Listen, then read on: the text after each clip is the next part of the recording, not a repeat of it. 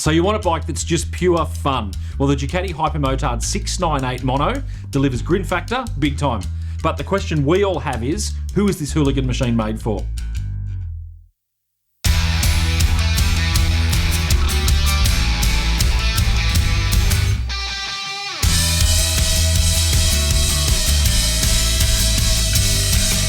So this bike is one of the most fun but also frustrating bikes I've ridden in 2025. So let's start with the fun part. Now this is a serious Hooligan bike. Oh yeah.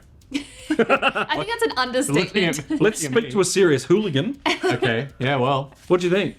oh, it's awesome. Yeah. It eggs you on to do some Silly really stuff. things. Yeah. Stop you at every light is fun.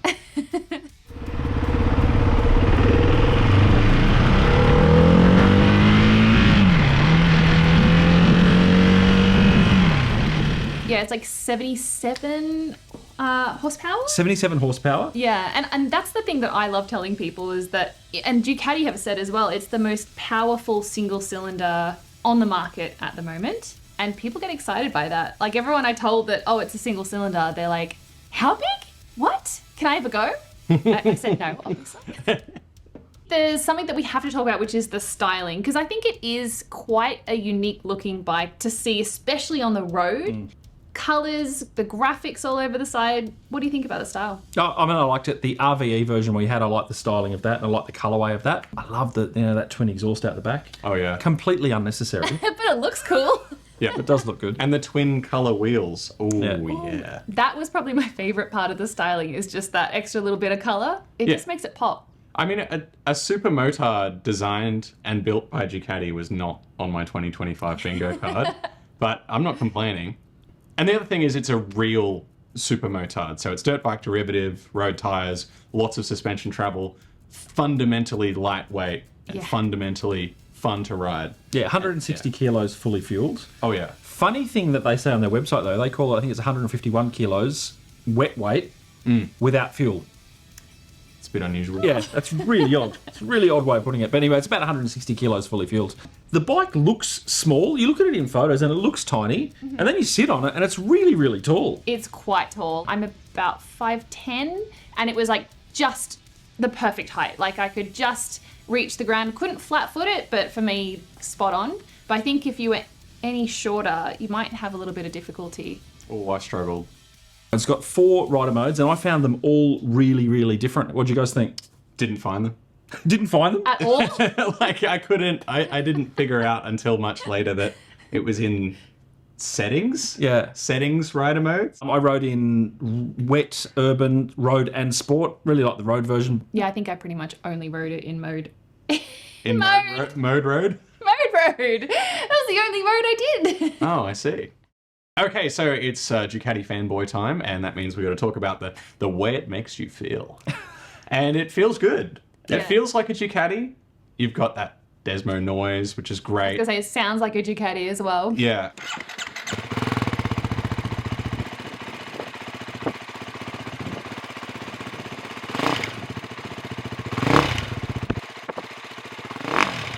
Doesn't have the Lego lock seat, but does have that nice, controllable, well thought out, well tuned suspension front and back. I think it's Marzocchi front. Yep, and a mono on the back. It just, yeah, it's like it's kind of like, it's like a magic carpet. Because you've got so much travel that you just kind of waft over the bumps, potholes, pedestrians, bump, bump, bump. Doesn't matter, you can't feel it. Yeah, no, the suspension I found was absolutely wonderful. But also, like when you really wrapped it on, like it was predictable. Yeah. Like it wasn't sort of sloppy suspension at all. Like I thought it was absolutely wonderful. Yeah, and even like with these really, really long forks, you get that big dip if you brake hard. Not so on this bike. And that's not to say that the brakes are underpowered, because it's got a single front brake disc and it is very good. Rear brake is like lane filterer's dream. You commute a lot. You must have found the same thing, right? I was surprised like how great it was commuting, because I didn't expect it. Being a hypermotard, being a Ducati, I wasn't sure how it was going to go commuting, but particularly that rear brake, just filtering, and being such a narrow bike as well, it was kind of a dream commuter bike for short distances. So the quick shifter is standard on this RVE version. I can't imagine not having a quick shifter on this bike. Oh, I can. Really? You didn't like the yeah. quick shifter? Oh, it's Are not you just that banging through the gears without the clutch? It's not that careful, Ross. No, I didn't. Again? Yeah. My Triumph is very similar in the way that it makes you want to do naughty things. And it's got a very silky gearbox. And the quick shifter is just not needed. And I feel like this bike loves to rev. You're not changing through the gears all that much. No, true. I'm not saying the quick shift is bad, because quick shift is great. I could live without it. I agree with you going up through the box. Yeah. But going down, I loved having that quick shifter just to bang down through to go hard into corners. It is very rewarding to click through. Yeah. Very rewarding. Love that. So we want to know, what do you guys think about hypermotards? I've got to be honest, it's not really a category of bike that I understand. Or one that I've even ridden before, Yeah. to be honest. So what do you think? Do you ride one? To me, they look like a big dirt bike. Yeah. Well, yeah.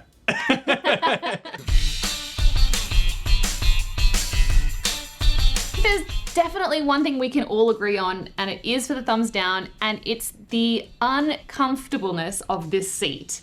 It is not a pleasant ride for anything that's over an hour. I would say 40 minutes. Yeah, honestly, yeah. Say 39 minutes. Oh yeah, well, I'd say 35. So it's weird. This seat is weird because it's got gel, which is normally the mark of a good seat. But the problem is that you can't really fit onto the seat. well, you fit on it, you're just not in it. Yeah, that's a very good point. Like, Yeah. and you kind of can sit really far forward or really far back. That's great on a dirt bike. So it is nice to be able to slide around like that. I get it. Make this seat that we had an option for people who want to take it off-road, which no one will, let's be honest, cafes only. And give us a seat you can actually sit in comfortably for more than 39 minutes. Yeah, but these hypermotards aren't meant to be taken off-road. They're No. road bikes.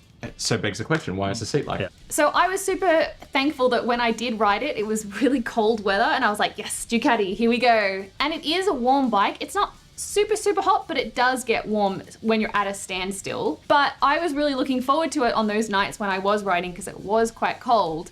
But the thing is, because you're sitting so high above the bike, you're open to the elements. So as soon as you start moving, I was freezing cold. And then I'd stop at lights and just boil from the overheating of that engine. I've got to say, the couple of days I had it was actually quite warm. Yep. So I was roasting. My right leg was absolutely roasting. I was in traffic. It was a hot day. Yeah, it was not comfortable. The next day when I took it down through the park, fine. Like, it was a so bit. you got more movement. Yeah, once you get a bit of airflow, it's fine. Yeah. I can third that. And you know when you have riding jeans and they keep heat in but they don't get heat out? Yep. Yeah, it was like filling them up like a bouncing castle. Yeah. It's horrible. So what about the build quality? Did you guys find it was kind of a little bit different to what you Yeah, expected? it's certainly. I mean, the last couple of Ducatis we've ridden have been Upper some echelon. very expensive multistradas. Yeah. Which build quality was wonderful. Yeah. Yeah, this did feel like a little bit of a cheaper build quality. Yeah. Like out of a different factory or something. Rub the paint marker off in pre-delivery, guys. It just looks so crap.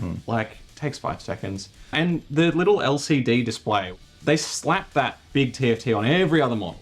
And you can't give us the TFT that you've already made for 5 years. Like, Yeah, that to me looks like a screen from a 2014 MT-07. Like it's an old.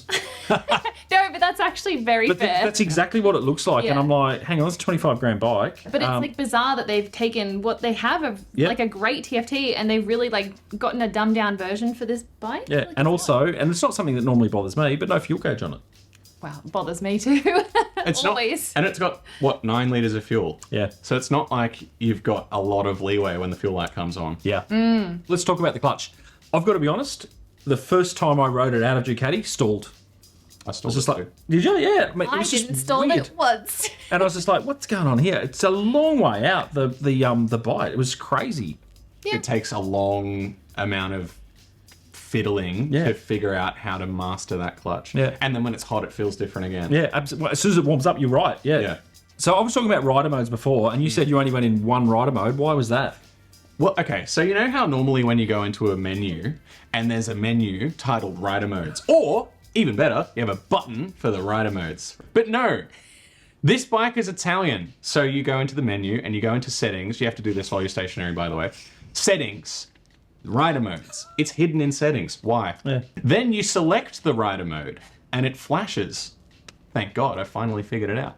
You think to yourself, what do you have to do, Rose? Is it clutch in? It's clutch throttle in. off, yeah. It defeated me. Road mode it was. Right? Mode road. Motard. And it doesn't help that this very outdated small screen is obstructed by a weird U of... Very odd. Yes, two cables just going, and we had multiple comments on Ross's First Thoughts video. Yeah. It's quite ugly. It's like when you buy a brown paper bag, it's like the handle from a brown paper bag. So it's definitely a styling point they've put in there, but I don't know why. One of them's a brake cable. I don't know what the other one is. No clue. I don't know. Now, I found it really cheeky, them naming this bike the 698, when it is a 659cc bike. Very deceiving. It is. It's an odd naming convention. It's not a nod to the old Super Mono, is it? Maybe. I've heard that they were trying to compete with the other competitors of the 690. KTM to 690. Yeah. I don't know if they still make it anymore. Probably. Well, who knows what they make. I don't even know if KTM exists anymore. This is a $25,000 bike. Sure is. Yeah. It's a lot of money for a bike that fills no category. It's a strange one. Let us know what you think. Would you buy one? And what would you pay for this kind of bike? So for me, this is a very special bike in the way that it makes you feel, but in the way that it contends with other bikes, it kind of stops making sense. Particularly when you think about the cheaper entry point to a Hoon bike like the Gorilla 450, and I know that's not a Super Motard, don't tell me. Similarly, You are going to get panned for that, but I agree with you. Similarly, right? F900 XR. Yep. I know it's not a big single. However, it's cheaper. It's arguably more fun. It's a similar weight category and it has more premium components, proving that Ducati is really cashing in with the $25,000 price tag. So, fun, overpriced, 7 out of 10 seems fair. See, this one's a tricky one for me because Lucas and Ross both rode it before I did, and you both told me that, oh, you're going to hate this bike. You're not going to enjoy Shouldn't it. have said anything. It's not the bike for you. And I got on it, and honestly, it wasn't as bad as I was expecting, especially as a commuter bike, which I didn't think it would do any good as. It was surprisingly decent, but I will say I hated sitting on this bike. And I know we said 38 minutes.